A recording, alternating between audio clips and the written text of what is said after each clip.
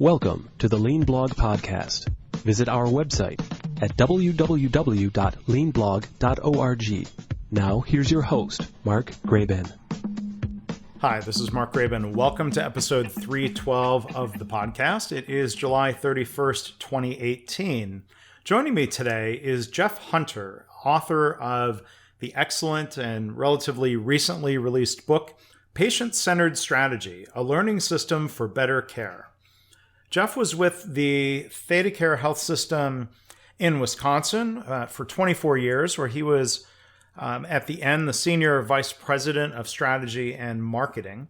After retiring from ThedaCare, he's been a faculty member for Catalysis, and he has started his own consulting firm, Jeff Hunter Strategy. You can find links to all of that, a link to his book and other things that we mention in the episode by going to leanblog.org/312. In today's podcast, we discuss a number of topics, including how a good strategy is a necessary input for a strategy deployment management process, some of the problems with traditional approaches to strategic planning, and why an iterative plan, do, study, adjust approach works better than static plans. Thanks for listening. Hi, Jeff. Thank you for joining us here on the podcast today. How are you? Great, Mark. Thanks for the invitation. Looking forward to this. Yeah, well, I'm looking forward to letting you, talking about your book, Patient-Centered Strategy, letting people learn about that. Before we get into the book and the topics there, could you start off, introducing yourself and a little bit about your career path? Sure. I've always been in the field in health administration on senior leadership teams, always had a responsibility for strategy among some other things. A long time ago in my career, I actually spent a couple of stints as a rural hospital administrator. But then as I began working more in systems, got more focused on the strategy role and then was accountable for other senior leader activities, marketing, philanthropy, e-health of all things, and those types of roles. I spent the last 24 years of that with ThedaCare in Appleton, Wisconsin as a senior leader. And that's where I got my introduction to lean thinking. Since then, I retired from ThedaCare 3 years ago, and since then, I've continued my own path, trying to learn more by interacting with Catalysis and their clients, and with other industries as they try to. And what I've been doing is facilitation of strategic thinking, and that's really where kind of this system has been built, is how we can turn strategy from an event that we do every once in a while to a capability that leadership teams have. Yeah, and by that system, you mean, as you refer to in the book, a strategic management system, building that through your work with other organizations. Is that correct? Yeah. In fact, the full title of the book is Patient-Centered Strategy, A Learning System for Better Care. So we see it as a subsystem for strategic management. It's a subsystem of an organization's entire lean management system. Yeah, and that's definitely one of the themes we'll talk about today. As you've already said, moving from strategy as a event that happens, creating a report every 3 or 5 years, to becoming more of a ongoing learning system. Listeners, undoubtedly know about what you might call PDCA or PDSA cycles. And I think, your book does a great job of articulating how that applies to strategy. So, can you maybe introduce the book a little bit before we delve into those topics? How do you summarize the book? What's the intended audience? And maybe even talk a little bit about how the book came to be. Well, the book came to be really at the request of John Toussaint and the team at Catalysis. We were all experiencing the same thing as we were trying to introduce lean to healthcare organizations. We continued to see adoption of the daily improvement system, but it was being hindered, if you will, by overburden that was occurring from the lack of strategic choice making. And we had used some of these techniques actually at ThedaCare, and then John had seen them and thought they were pretty effective, and we used them at Catalysis. Some of these techniques to make strategic choices, decide what's important now, defer other things for later, figure out how to deploy them through rapid learning cycles. And he thought that that was very effective and really wanted the content built out around that. And so, again, over the last 3 years, that's really been kind of the mission, is to flesh this out, not just as a series of interesting tools, but as a system that does require behaviors of senior leaders to be able to, if you will, foster that kind of innovation and foster that kind of improvement mentality in their culture. And so, Jeff, who would you say the intended audience is? I mean, would you hope every hospital C-suite executive picks up the book and learns from it, or how do you frame who should be reading this? Yeah, it really is intended for the C-suite because I learned the hard way that I had to change my behaviors if I was going to model the way for my teams to be able to create greater value for their customers. It took a lot of change on my part. So I try to tell that story in the book as an introduction. And then we get into the system that we've learned that does require these senior leaders to model plan, do, study, adjust thinking.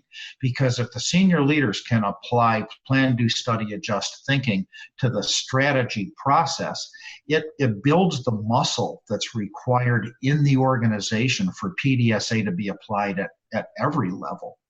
So, it's applicable for the C-suite. It's also applicable for the central improvement office people who are trying to coach up to the C-suite to help engage them in this transformation to a high-performing organization.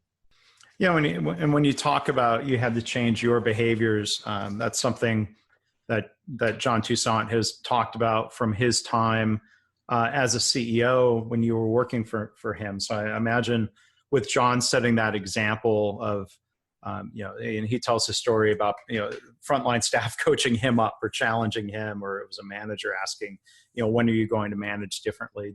Imagine it helped, or I'm curious to hear your thoughts on, how it helped to have John as CEO setting that tone. It was critical for me. I thought I was all in on supportive of Lean for the first 3 years of ThedaCare's adoption of it, but all I was doing was cheerleading. I didn't think it had anything to do with me or what I did. And as I saw John change his style, I mean, John jokes about this a lot, that he was the epitome of a command and control type leader when he first became CEO. And when I saw how this was changing him, and the discussions I was having with him and his challenge to me of the fact that I wasn't seeing the possibilities of Lean and how it could impact what I do and how I could impact the organization. He gave me an assignment to help him figure out how the senior leadership team can apply Lean so that the senior leadership team is actually creating more value. And that's what got me on the journey. That called upon me to question all of the fundamental thinking that I had been taught for all those years in the old management school, if you will. I had to question everything. I had to get out of my office. I mean, I thought that that's where the value was created, in my office.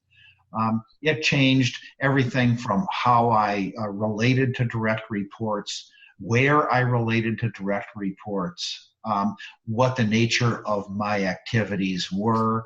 And so but again, that took a long time. That wasn't an overnight thing. Sure. That took years. And that's why I still do this today, is I still feel like I'm very early in on this. I feel like I'm late to the game. I feel like if I had learned this sooner, I would have been better at developing people. And so that's why I stay with this. I continue to learn so much, and it helps me develop people. Yeah. So, and as we delve in, and we'll talk more about, strategy in that process. I mean, I think it's interesting to frame strategy as iterative, learning, developing people, and not thinking of it as, a document or a plan. And maybe that's part of, as you put it, questioning how things are done. So, we'll talk more about that in the context of challenging how strategy is done. But I wanted to ask you first, a lot of healthcare organizations are or have been embracing strategy deployment as part of a lean management system. I've talked about that with in different guests in previous podcasts, including Dean Gruner, who succeeded John as CEO at ThedaCare. But before we talk about strategy deployment, I mean, I guess there's a more fundamental question, Jeff, of, what is strategy? How do we know if we have a strategy that's worth deploying? Yeah, I mean, I was always taught that strategy is about creating unique value. So whether you're in American healthcare or Canadian healthcare or South Africa or in any other industry, strategy is about what we do differently from others, what makes us so unique in the eyes of our customers and in the value that we create for customers. And that uniqueness is something that we do through how we do things. It comes through activities.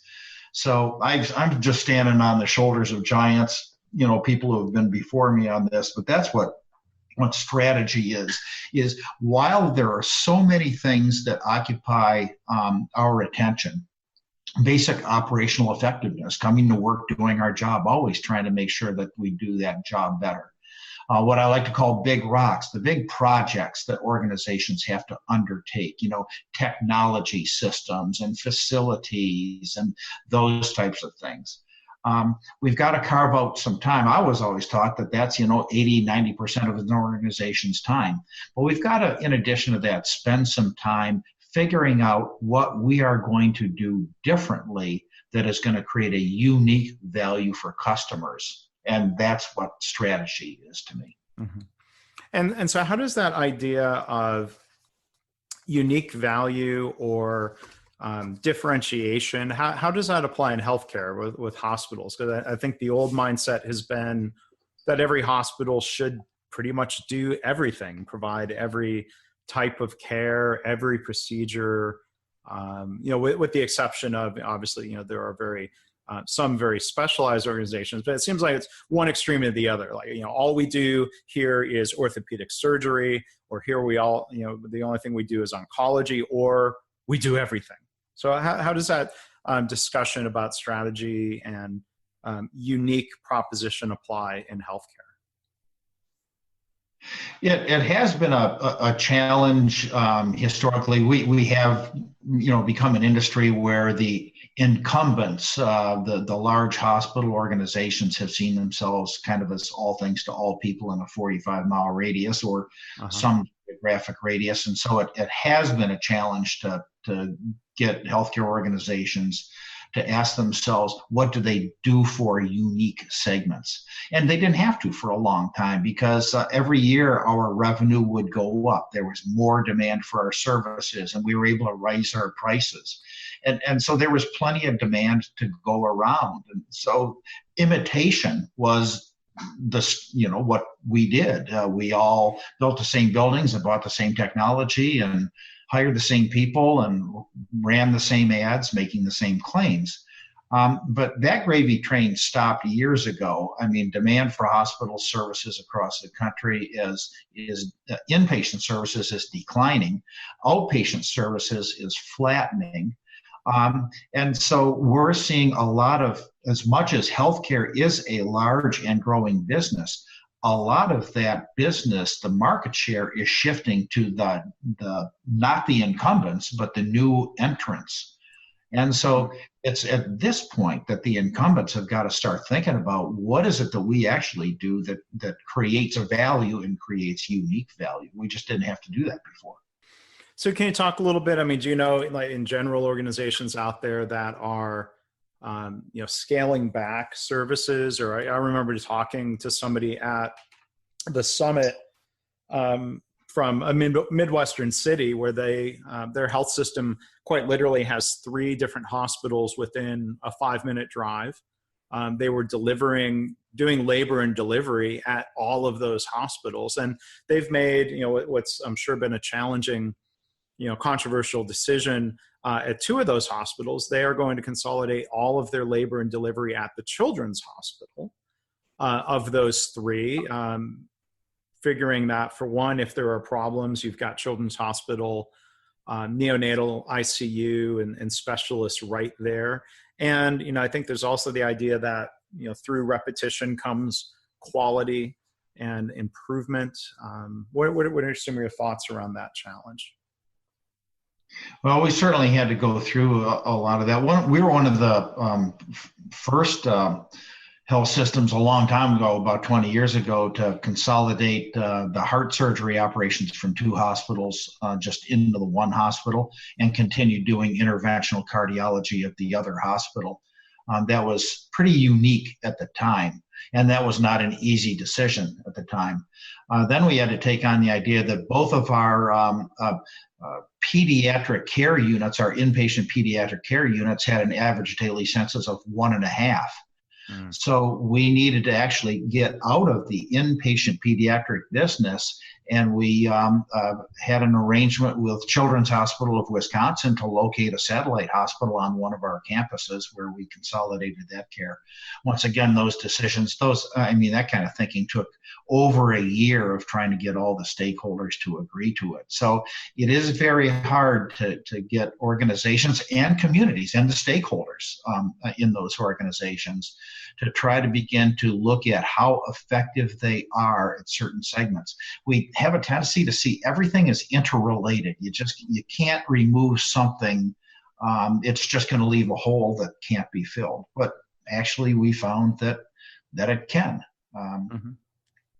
And I guess the other part of this is the overburden. What you're saying is part of the issue, and that's our legacy of being all things to all people. But the other part of that legacy is when we do our strategic planning, we have a tendency to think of all the things we might have to do for the next 3 to 5 years, and we cram them all into the strategic plan, and we don't make any choices of what's important now versus what we can defer for later. And that's the other part that this system is intended to address is how can we make the choices of what really are the critical few things now without just creating big, broad labels that describe all of the possibilities. So stepping back, even, to concepts that could apply or do apply outside of healthcare, when you talk about strategy, one thing you touch on in the book, builds on the work of Arthur Lafley and Roger Martin on strategy and the idea of winning. And what does it mean for an organization to define not just a unique value proposition, but what it means to win? Yeah, and I have learned so much from Lafley and Martin, and the work that Matthew May did to turn their concepts into actionable, facilitatable learning sessions for organizations. I owe a lot to Matt May for that. And he's the one who really got me thinking about this term, winning. What it did for me is it simplified the terminology. I think of winning as a description of the ideal state in plan, do, study, adjust thinking, if you will. What would winning look like, and how would I know if I'm winning? So what would winning look like sounds like a vision statement to me, and how I would know if I'm winning sounds like true north metrics to me. So when I put that all together, the ideal state, what's my vision? What's true north? What would winning look like, and how would I know if I'm winning? That becomes the aspiration that really guides me. And so that's very important in this system, because this system is not about short-term thinking. Gee, what should I do tomorrow because I can't predict the future? You're always looking at your current state and how you got to your current state. Then you look at your vision, that winning aspiration, and you're guided by that winning aspiration. Then you use the systems thinking principles of idealized design, where you experiment your way toward that vision, one experiment after another. Yeah, and Matthew's been a guest on the podcast. It's been a while. I would encourage listeners go back to the podcast feed or leanpodcast.org. You can find past episodes where we talk about some of Matt's learnings from his time at Toyota and some of his previous books that are really, really, really excellent books.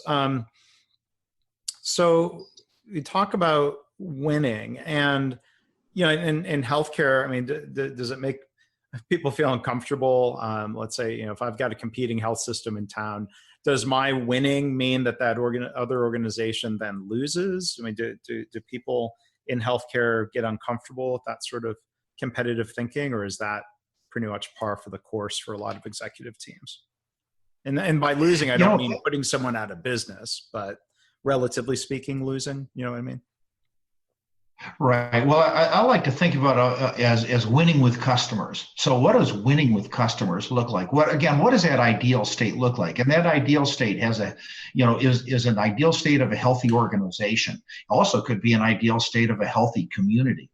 I thought I might have challenges when I would be using this terminology with health systems in Canada, or again, I had a day's experience with a number of health systems from South Africa, and they didn't find any problem with this terminology at all. Mm-hmm. It created, it brought the idea of vision and true north to life. What would good look like? And how would I know if I was getting close? So while I will occasionally get some pushback on the term winning, because people don't see themselves in a competing situation, in all of these countries, they know they are competing for resources. They're competing for attention. I do a lot of work with community agencies. And so the question for each of these community agencies is, what is it that makes me unique and valued in this community so that this community will support my efforts to make the lives of people better? Mm-hmm.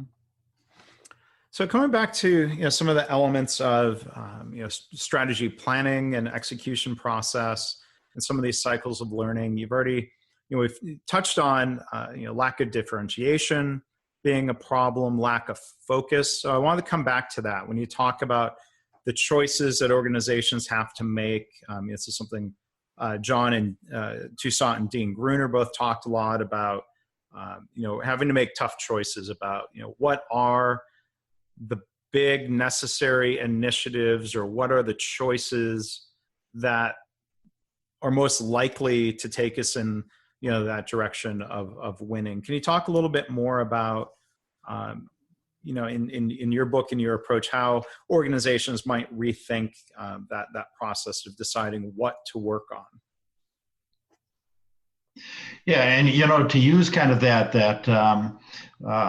House of Transformation model that John Shook uses, what are our basic beliefs? What's our basic thinking about things? There's some basic thinking that we have to overcome that allows us to do this.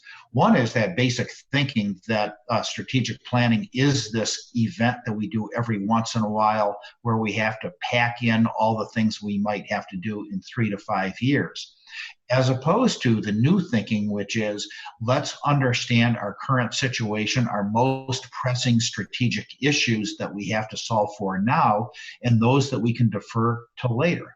Because if we can, if you will, increase the throughput through our strategic planning value stream, if we can learn faster and better, then we can actually process more of these strategic initiatives over time. So that's one aspect of basic thinking.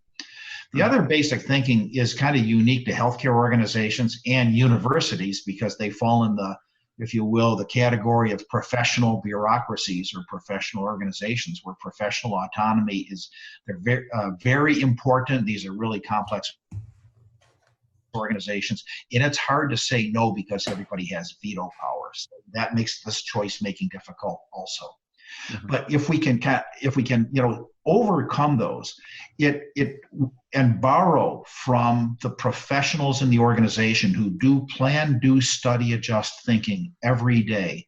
Strategic planning is the same problem-solving approach that clinicians use with patients every day and clinical units use every day to try to make themselves better.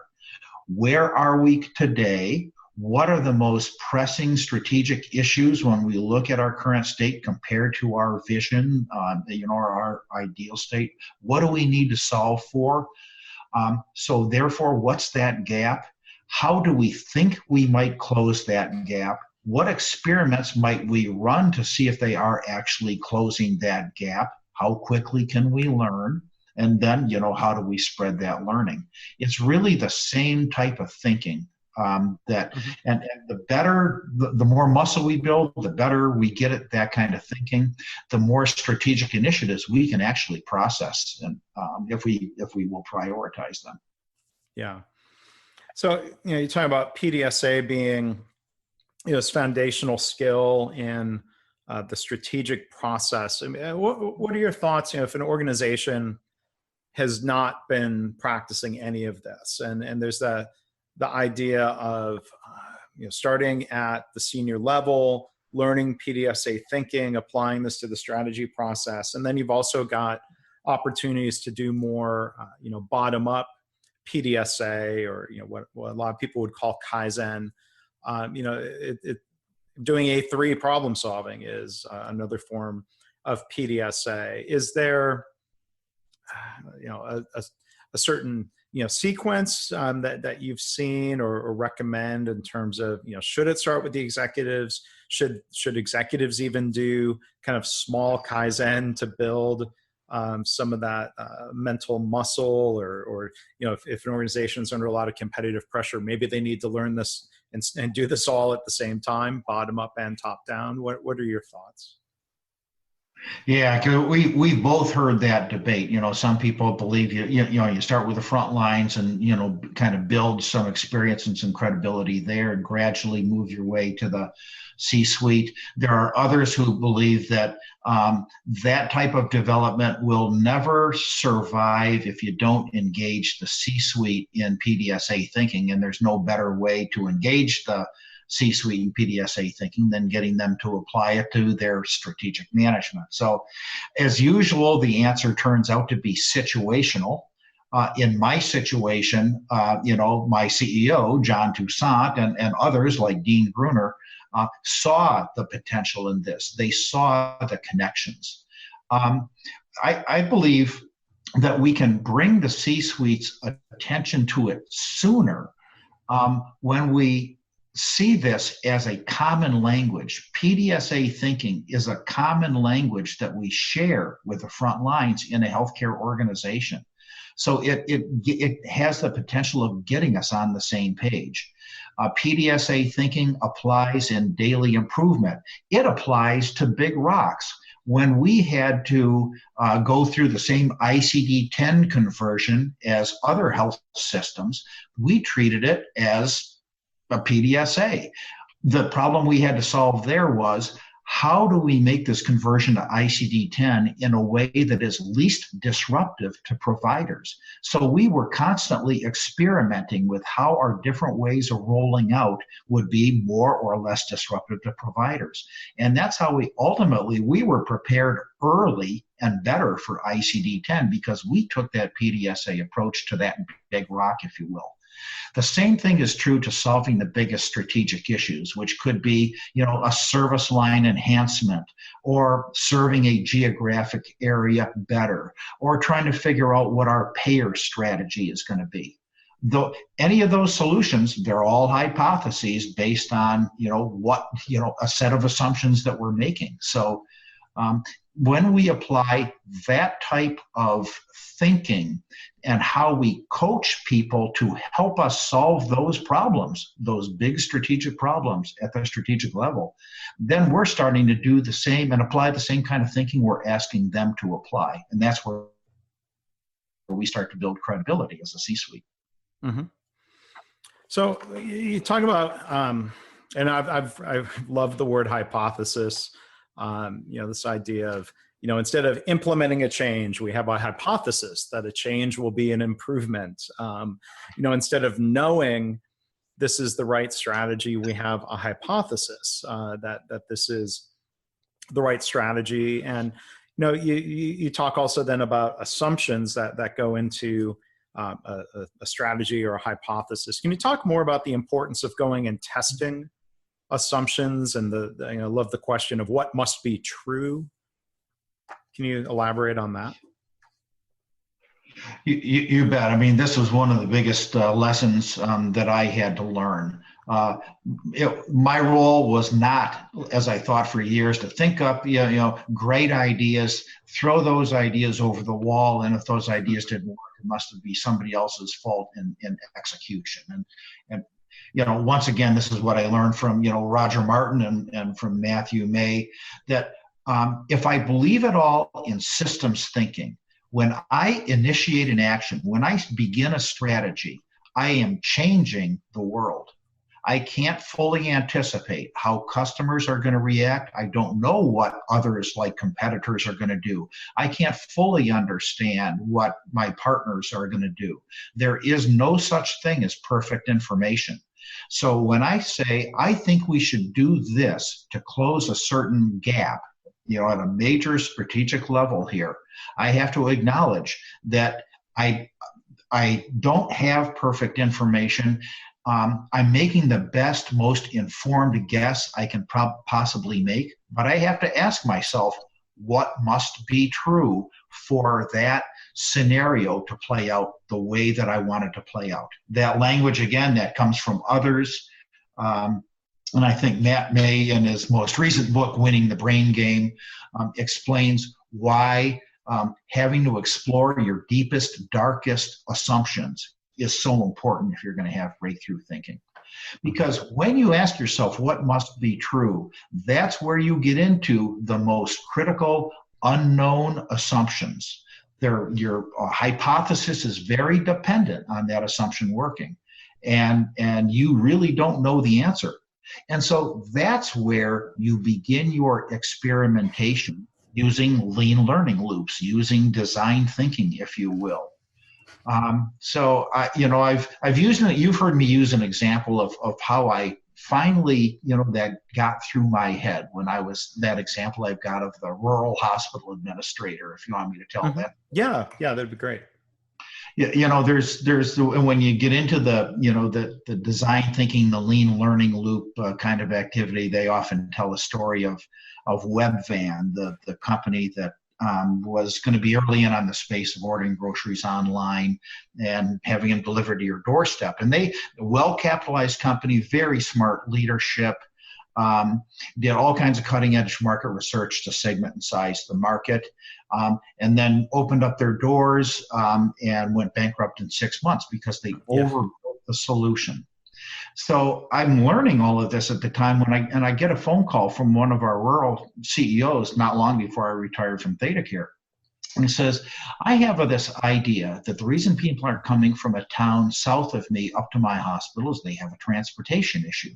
So what would you think if I bought a van and hired a driver and did the marketing and started a transportation service? Well, I know what old Jeff would have done, which is I would say, well, let's do the market research. That's going to take us 3 months. And then, that's a $100,000 idea. So we got to run it through the whole ThedaCare decision process. That's going to take a few months. And so if you got the time, in 7 or 8 months, you'll know if you get your $100,000. That would have been the old problem solving way that we would have done things. Instead, all I had to say on that same phone call was, I don't know, that could be a good idea. What must be true for it to work? Because I'm pretty sure you can buy a van. I'll bet you can hire a driver, and I know you can do some marketing. And what must be true? What is the most critical assumption that you're making where you don't know the answer? And he said, well, I don't really know if people are going to use it. So I just asked him, is there a fast, cheap way that you can test that assumption? And he said, yeah, actually there is a transportation service down here that I could rent on a per use basis, do the marketing, kind of package it up and test that assumption. And so he ran that test and found that it really wasn't solving the problem to the degree that he thought. And so he just pivots and he's on to his next idea for almost no time and no money. And so that's kind of, when I talk about basic thinking, that's the kind of change in basic thinking that allows us greater throughput when it comes to testing and managing strategy. Yeah. Well, and it builds on those ideas of testing ideas. One thing I love about the lean startup mindset are, from Eric Ries, who I've talked to in the podcast here, the build, measure, learn cycles, these learning loops of, creating, as you talk about there, of not buying one van, but renting a van. Like, that's a small test of change, which is something we talk about in Kaizen and process improvement, where, I remember coaching one hospital. It wouldn't have been as expensive as, buying a van or a bunch of vans, but somebody had an idea of buying little holders that would clip onto a patient bed rail to hold their cell phone and their glasses and different things that tend to get misplaced or fall on the floor. And the old approach, they were starting to get on the path of, well, we've got 350 beds, so let's buy 350 of them. We'll research the right one and maybe get some input from people. And, I sort of challenged them, to scale that back to, well, what's the smallest test of change? And, well, we could buy one, because there was risk that, if they bought something that was going to be impossible to clean and disinfect, or, there are all sorts of things that, maybe couldn't have been anticipated in advance, which, I think speaks to that power of, starting small, learning, being willing to iterate and adjust or pivot or whatever terminology you're using, right? Yeah, I just wrote that down. Thank you for that. And I'll get that, the word smallest test of change. I'm going to start using that one. In the book, I use an example of a health system. So this is a good example at a big strategic level, a health system that, based on a lot of market research, believed that they had found an unmet need in a segment of their community and had an idea for meeting that unmet need by hiring a whole fleet of people. And so what they did, though, based on applying this kind of system to their strategic thinking, is they began with a small experiment in one of their sites to learn, could they actually create a unique value with customers that was relevant? And so they began with this very small experiment, and they began to build that out in a set of learning loops, found out what was working and what wasn't. So rather than, and I've seen another health system that I've seen the proposal that said, we think we should hire 100 extra people to do this certain thing because a focus group told us that this was an unmet need. Well, that's the old web van example. And so, as you say, start small, figure out where the value creation really lies, apply design thinking and lean learning loops, and figure out how to scale it from there. It can work in so many situations.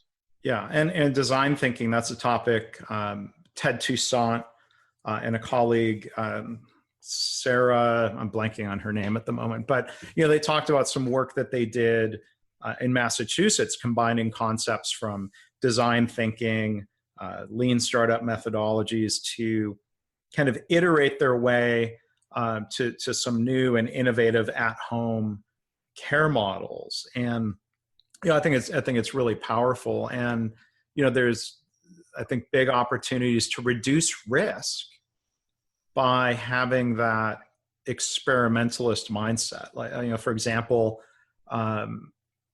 earlier this year when I was in Japan, there was a hospital there that had a brand new, I think it had been open just maybe 2 months, basically in an executive hospital area, which was, designed, the workflows were meant to be one that really even more so valued the time of their patients, which you'd like to think that would be a goal for everybody, not just VIPs. But, the design was like a really nice modern hotel, and it was just a totally different look and feel to the rest of the hospital.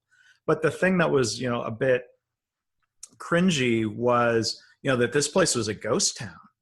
That I think, there was this idea, the old, if we build it, patients will come model. And, I think, boy, if they had gone, I don't know the process they went to make that decision. And maybe it was too early to evaluate, is this not working, or is it not working yet? That's a tough judgment sometimes. But, that was a bit of a struggle, because they might have gone through, that planning path that had more certainty instead of assumptions. The assumptions that VIPs from China would pay to come to this hospital, for example. I don't know how that's going to play out. Well, I think this can be tougher the bigger the organization sometimes. I don't have this as great a problem when I'm working with, let's say, some smaller manufacturing service organizations, or again, smaller agencies that aren't used to being able to throw that kind of capital around the way we have historically thrown capital around in American healthcare.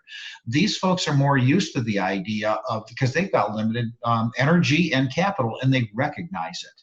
And so they're much more willing, I think, to say, okay, I recognize that this idea that I have is, I see that it is a hypothesis. And so I am going to start small and build out this solution through learning loops. There was a local organization here that did a great job of that. They applied this to 2 of the strategic issues they had. They stayed focused on those strategic issues, and in both cases, they built out over a year 2 different solutions through lean learning loops that were very successful. And so again, now they've just, by seeing this problem-solving approach as something that applies at the strategic level, not just buried way down in the organization, but apply it at the strategic level, they have increased the throughput of their organization when it comes to managing strategic ideas. Mm-hmm. Well, when you talk about details of the organization, kind of my final question before we wrap up here, operational excellence, or lean, often, is really taking place, at frontline, departmental, operational level. How do you view, we'll call it lean, is lean, can lean be a strategy, or is it more, or do you think it's part of an overall strategic management system? Maybe, necessary, but not fully sufficient. What are your views on that? Well, I certainly believe in performance excellence. My introduction to performance excellence was through lean, and so that was the background that I've had, and I've come to view it as a very powerful paradigm in which we can create value. So I believe that lean thinking is absolutely foundational and critical, at least for me, in my approach to, how can we create better value in the world. Now, can our strategy, if we're doing lean, can that be our strategy? I guess if no one else is. We used to think that was. And at ThedaCare, we felt that our differentiation was being created by the fact that we were applying lean, and the rest of the industry was saying, no, lean can't be applied to healthcare. But once healthcare began to adopt this whole idea of performance excellence and started to narrow the gap, then we had to begin to ask ourselves, okay, where are we going to apply this decision making? Because as a lean thinking organization, we're going to be looking for operational effectiveness.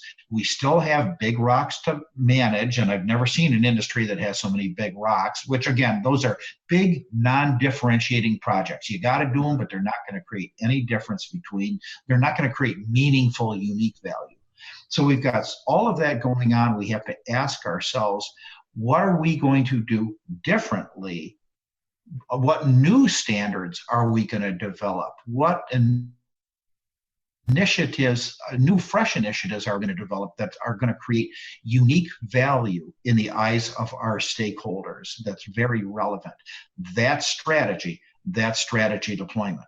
So I believe for me, is lean thinking, is performance excellence critical? Yeah, absolutely. I believe it's essential. I believe it is, in the words you used, necessary, but it's not sufficient, because you have to ask yourself, where are you going to apply your efforts in the areas that are going to create the most important value for your customers and your patients, that is going to make you unique and indispensable in their eyes. Yeah. To be more unique, and if you will, I love the expression, let's not do the wrong things righter through operational excellence. Sometimes we have to step back and ask those challenging questions of what should we be doing? What's our strategy? And I think that's where your book is a really helpful addition to the literature for organizations that are trying to figure this out in healthcare. And I hope people outside of healthcare will read the book here, and that it'll prompt them with some good ideas. So, again, our guest today has been Jeff Hunter, author of the newly released and now available book, Patient-Centered Strategy, A Learning System for Better Care. Jeff, where can people buy the book? Where can they find you online if they want to learn more about you or connect in some way? Yeah, the book they can find at Amazon.com. They also could find it at Catalysis at createvalue.org. That's a Catalysis website. So that's where you can order the book. My website is jeffhunterstrategy.com. So that's the easiest way to reach me. There you are. So, well, Jeff, thank you again so much for the opportunity to talk today. Thanks for talking about your book. And again, thank you for being a guest with us today. I appreciate it, Mark. Thanks for having me. Thanks for listening. This has been the Lean Blog Podcast. For Lean news and commentary updated daily, visit www.leanblog.org. If you have any questions or comments about this podcast, email Mark at leanpodcast@gmail.com.